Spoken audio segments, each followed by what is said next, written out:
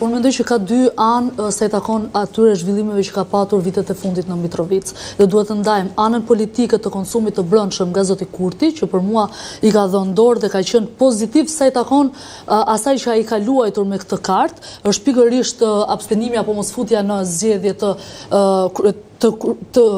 listës serbe apo të serbe në zgjedhje, gjë që e kanalizojnë në të gjithë retorikën e tij politike brenda Kosovës, duke e trumbetuar si marrje të veriut, që në fakt në zgjedhjet e të dielës tregoi që është vetëm një rikthim dhe ishte vetëm një flus, sepse rikthehen aty ku ishin para 4 vitesh. Elementi tjetër, pastaj ishte Mitrovica e Jugut, se duhet të ndaj Mitrovicën e Veriut, ku ka që kanë qëndrime të ndryshme. Mitrovicën e Jugut, ku ka patur betejën më të madhe vetvendose me një nga emrit më të rëndësishëm të partisë tyre, ku del në balotazh në 0.5% në favor të PDK-s. Kështu që unë mendoj se raporti i Mitrovicës jep një mesazh zotit Kurti që nuk do të mbajë gjatë dhe nuk do të ketë suksesin që ka patur në këto 4 vite sa i takon përdorja e kartës së sovranitetit, sepse ja ku jemi dhe rikthehemi tek kryetarët serb, dhe nga ana tjetër unë nuk mendoj që në këtë përballje zoti Kurti në raport me ndërkombëtarët ka fituar.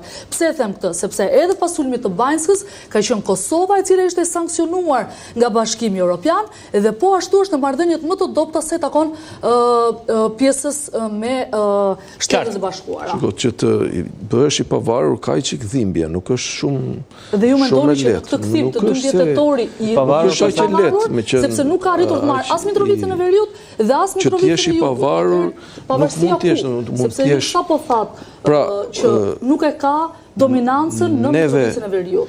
Neve si shqiptarë shpesh herë jemi të prirur që të bëjmë pak më tepër ose aq sa na kërkojnë ose të plotësoj ose të jemi të huajt apo ndërkombëtarët. Kjo është një, nuk e di, është mbase një çështje inferioriteti edhe e jona e brendshme. Është leximi i realitetit. Ne nuk mund të jemi më ndërkombëtar. Se ju e dini që Kosova pa mbështetjen e Shtetit të Bashkuar të Amerikës dhe Bashkimit Evropian është rrezikuar jo vetëm nga influenca e serbëve, por edhe në gjeopolitikën më të madhe të lërave që po luajnë sot në politikën e jashtë. Kërkesat që vinë nga të huajt, nga ndërkombëtarët, qoftë nga aleatët tanë, janë në varësi edhe të situatave politike të momentit gjeopolitikës më të gjerë ndërkombëtare. Pra, ne duhet kemi parasysh që Serbia është një aktor i rëndësishëm në Evropë, nuk është një aktor i dobët, është një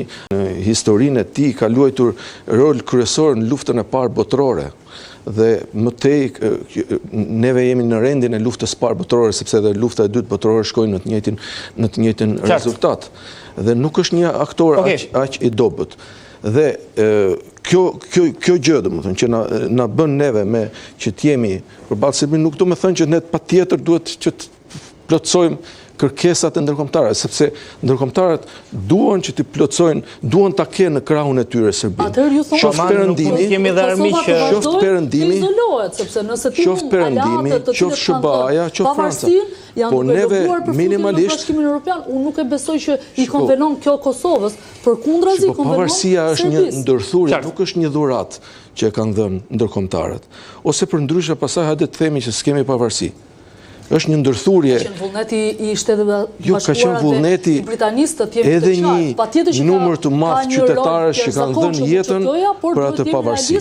Nëse nuk do të kishte vullnet edhe një numër të jepnin me shekuj tërë ata dhe pandërkombëtarët bëheshin pavarur. Nuk do të mund të kishim as pavarësinë e Kosovës, as bombardimet. Ne kishim shembullin e Rrugovës që vazhdonte priste nga ndërkombëtarët pafund, derisa filloi lufta e UÇK-s. Patjetër. Qartë, mos se është shumë e gjerë dhe gjatë ajo këmbgulje e shqiptarëve për pavarësinë e tyre na arriti në këtë ditë. Ne nuk duhet dorëzohemi para çdo kërkese që nga vjen nga ndërkombëtarët, sepse janë ata aleatët tonë. Dakord, janë aleatët tonë, po edhe aleatët në momentet ndryshme mbajnë qëndrime të ndryshme. Kjo nuk do me thënë as pak që ne të pozicionohemi kundër ose të armiqësohemi, por ama ne jemi vetvetja. Okej, jemi me zotin Robelli? Zotin Robelli? Nga këto zgjedhje, Serbia doli më e fuqishme apo humbi terren? Kjo mbetet për të parë, nuk përjashtoj që mund të ketë ndikim më të madh tani presidenti i Serbisë në 4